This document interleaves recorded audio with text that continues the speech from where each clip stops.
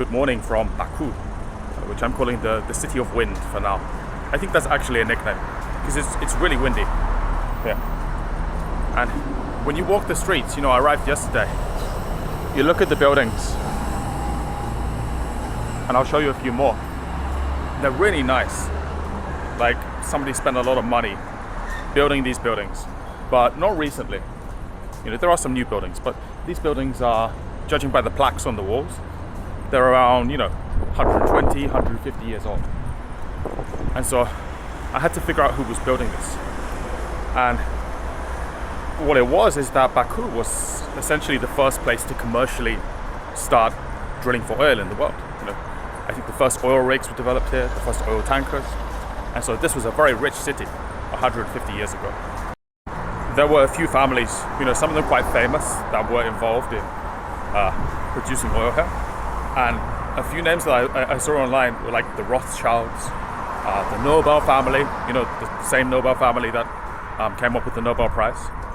And, they had a lot of money. They went to Europe and they wanted to kind of recreate what they saw. So that's why a lot of the buildings here, they look European, because they would hire European architects to build things that look like they might come out of Paris or some other European city. But for now, I'm heading to the old town, which is not far. It's about a 5-minute walk from here. Along the way, there's one building I want to show you, which is this one up ahead.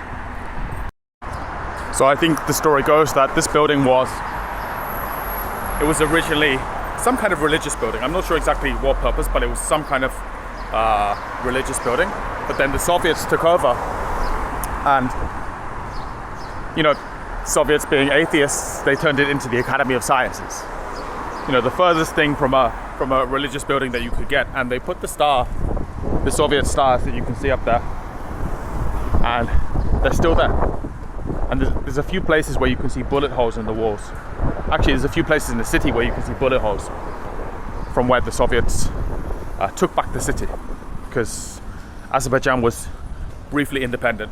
I think between 1918 and 1920, it was independent for 2 years, between the fall of the Russian Empire and the start of the Soviet Union. But it's a cool looking building. The old city would have been one of the stops on the Silk Road, and the walls are original, 12th century, I think. But inside some of the buildings, the later additions. It's kind of like a mix of newer and older buildings.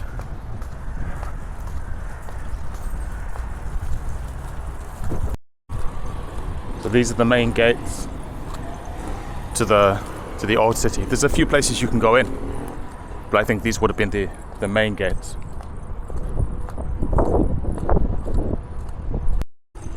There's a famous building up ahead, the Maiden Tower, which we'll get to in a minute. I'm not sure if it's open today. For some reason on Monday is the day when places close in Baku, or maybe in all of Azerbaijan, I don't know. We'll see if it's open today. But there's something interesting on the other side of this building, which I'll show you. Apparently it's the Georgian Romeo and Juliet. They're not called that, they have Azerbaijani names. The boy, the girl, and the disapproving parents at the top. And there's two Caravanserais, like the inns, traditional inns that traders would have stopped at. But these ones they're doing some restoration. But there's one open that I think maybe we can take a look at. Well, hopefully it's open.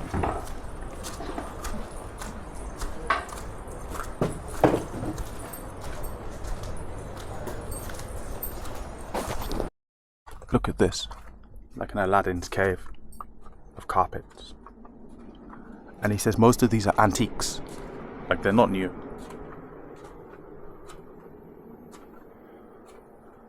It's really cool. I'd like to buy something big, but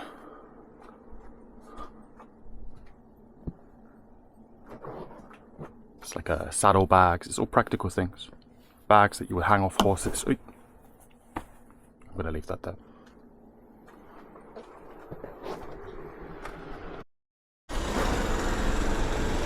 There's a square here, and they've got different tombstones. Some Muslim tombstones and some pagan, so older.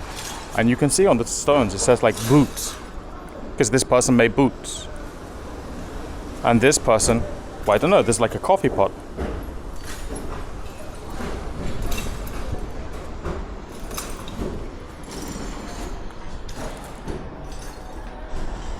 It's interesting stuff. They've kind of collected all of these tombstones or headstones into one place. Let's go to the Maiden Tower up here. So this is the Maiden Tower. You can see it's built in two parts.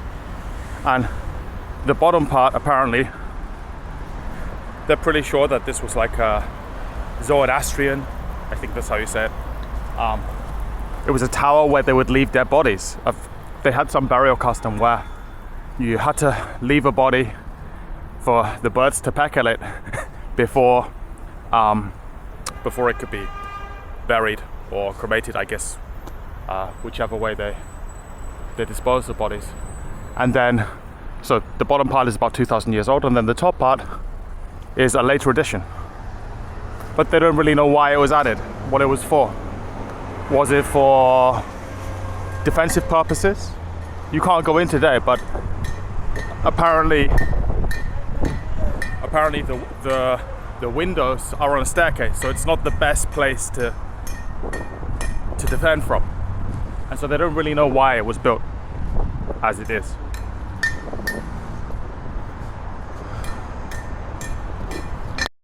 But there's some other story about this, some other Romeo and Juliet story, and that's why this is called the Maiden's Tower. Like, this would have been, the Caspian Sea's over there, but the sea would have been right next to this tower many years ago. And this is a story of someone jumping from the tower. And I hear that in 2015 or a few years ago, a couple of ladies thought this was quite a romantic thing to do and started trying to jump off the tower. And so now they've got a glass barrier to stop people from jumping to their death.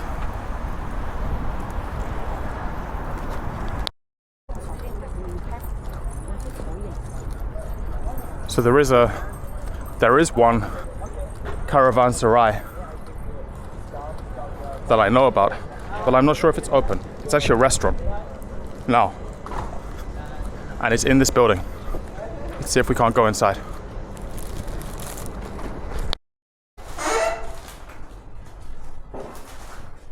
I think you can go inside.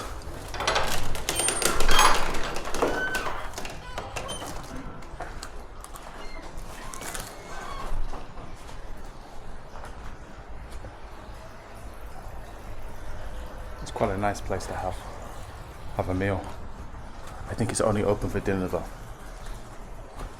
And then these would have been, I guess, rooms where you could stay.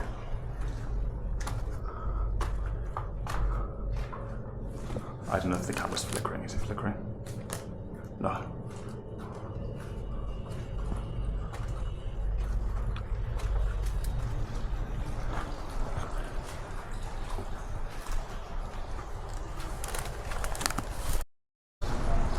The mosque, or one of the mosques. You know, the interesting thing is despite being like, I think it's 85% Muslim, it's like a very secular country. You barely hear the call to prayer, at least where I am. I don't think I've heard it once. Although it does go out apparently. And you see things like this beer in the shops, and it's not hidden away like in some other place in Uzbekistan. They can hide at the back of the shops. Here it's out in the open.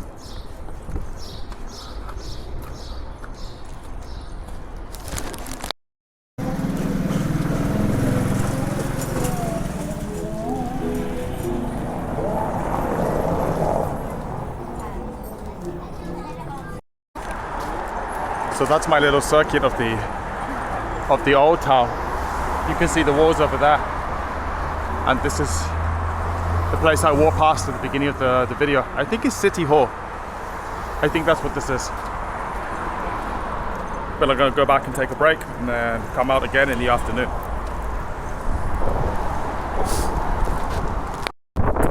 But I'm down here by the edge of the Caspian Sea. Here's one of the shopping malls, and I'm here to see the carpet museum. Let's take a walk along the promenade, because this looks like the place where a lot of people hang out. There's the flame towers in the distance there.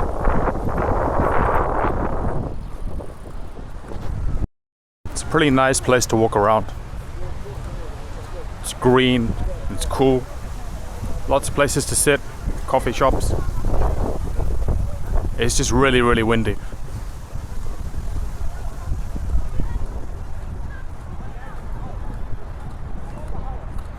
So this is the carpet museum, but I'm not sure how to go in.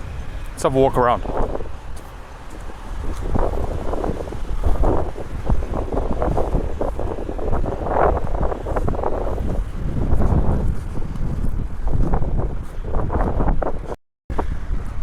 I was told there's a funicular somewhere near here. You know, one of the trains that goes up hills. Maybe it's up ahead there. Maybe it goes to the flame towers. I'm not really sure. This looks quite nice.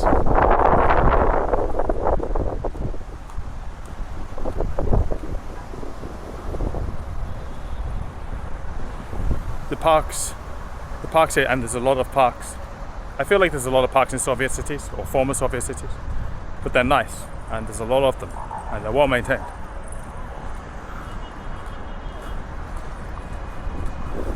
That looks like the main entrance, but it doesn't seem like many people are interested or going inside.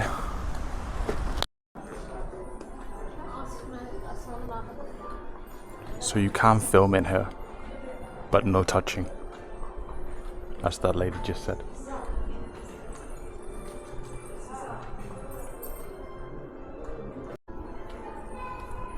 And so the reason why you can't touch them, I'm guessing, is because some of these are early 20th century or 19th century, so they're more than 100 years old. They're antiques.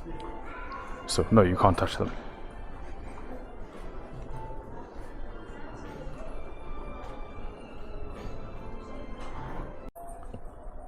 The carpets here are 300-400 years old. 17th, 18th century.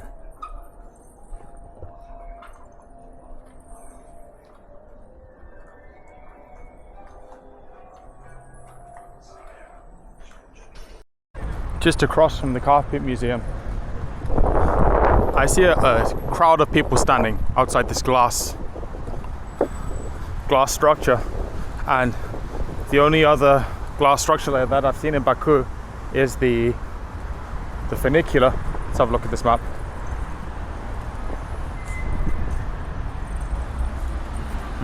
Yeah, that's not going to help me much. The only other structure I've seen is a metro station which has this on top. So let's go and see if this is the funicular.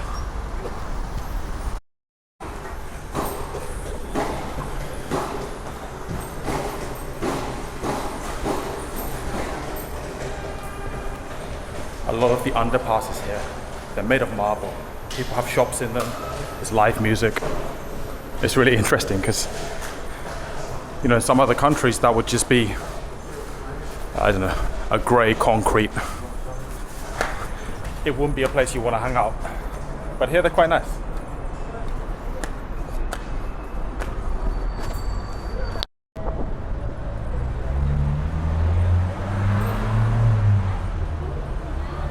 It's quite busy though. I lined up for the funicular, and they said the Indian tour group behind you needs to go up first. And so I just said, forget it, I'm not doing that. There's no sign saying that. And I waited there for as long as those people, but yeah, just be aware. That's why this place has some bad reviews, this particular funicular, because you wait a long time and the service is not great. The public transport doesn't go everywhere here. I mean the subway. I haven't been on the subway yet, but it doesn't go where I want to go. my Airbnb gave me this card, and I put 5 mana on it, which should let me take the bus and subway 10 times for €2.50. It's very good value. But now I'm waiting for a bus to take me to my next stop.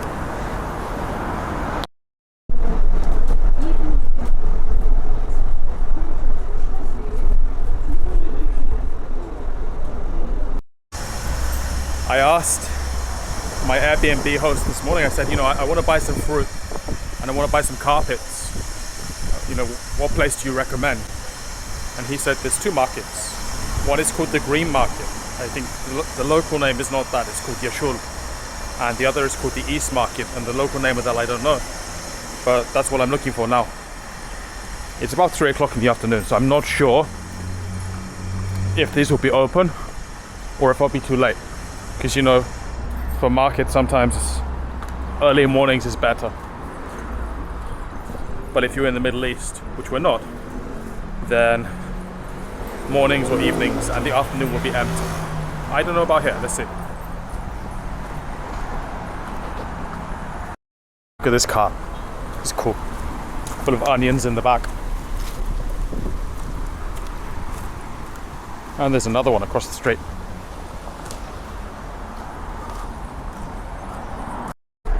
I think it's the right place. I see a lot of people carrying off fruit and stuff like that, but it's a lot more modern than I was expecting. Yashil Bazaar. The way it's read is never the way an English speaker would think it's pronounced.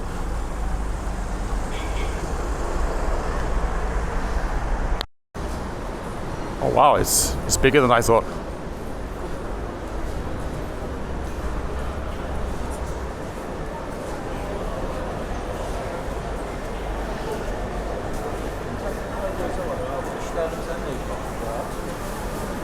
What is this, lamb?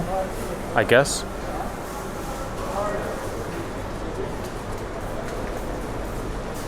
I want to buy some fruit, but I've only got 50 manat, which is €25, which should be enough.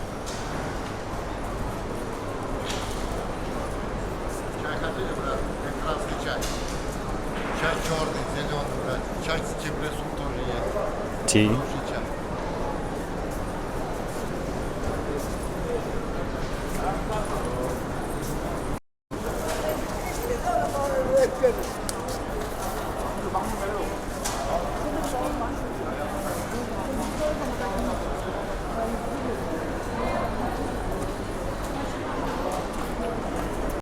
Look at this, got some baklava, some other sweets that I don't recognize.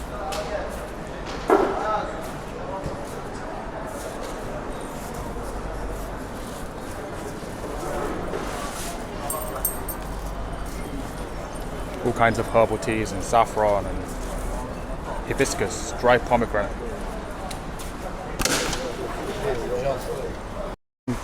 I'm looking for the most famous building, not the most famous building, one of the more iconic buildings here. It's called Haydar Aliyev Cultural Center.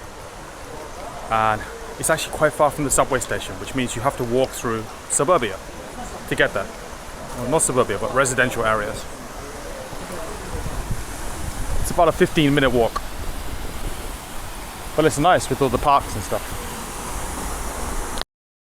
Matt, what's your name? Ravan. Okay. So this kid was just saying hello. It's a nice view. And this is the center. Kind of obstructive view. And it was built by, well, it wasn't built by her, but it was designed by, what's her name? Zaha Hadid. She's like an Iraqi, I think she's actually British, but Iraqi architect.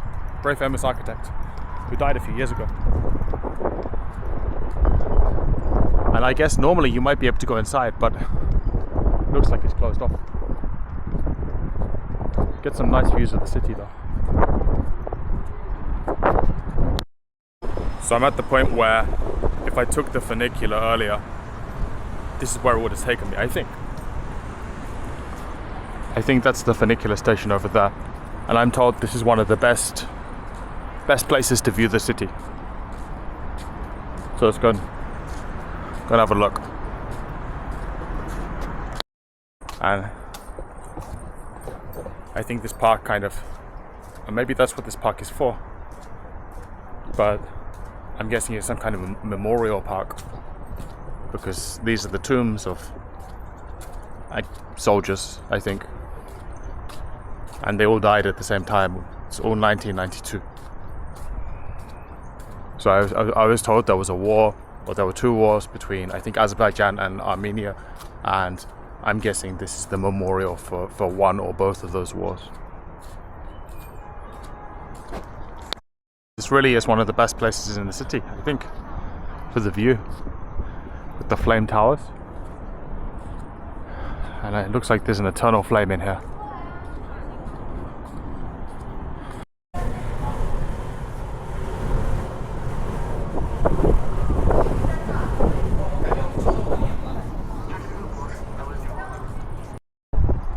So, with the Ferris wheel, shopping center, is the carpet museum there, and the Heydar Aliyev building you can't see from here, but this is a nice place to walk or to run along this bay, because there's parks all along, go all the way, maybe all the way up to the flag.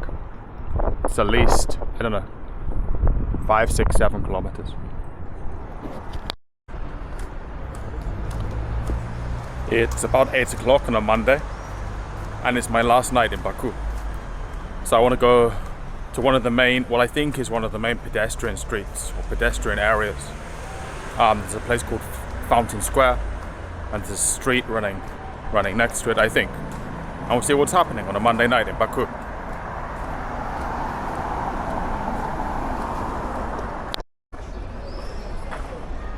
I think the square is somewhere behind this building. There's a merry-go-round over there. Just walk through this nice park.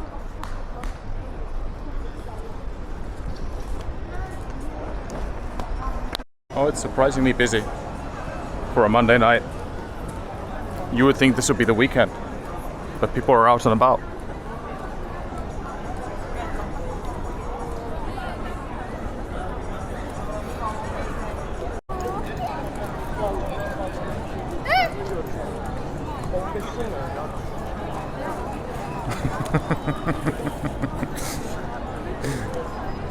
Runaway dog.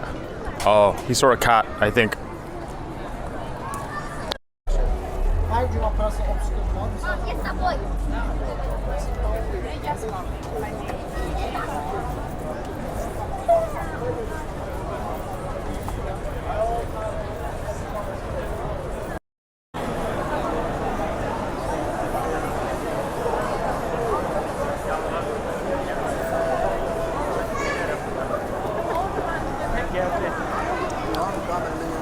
So it's really surprising. You would think it's a weekend, but it's just a regular day, and people are outside enjoying the weather, enjoying the, I don't know, enjoying life, I guess.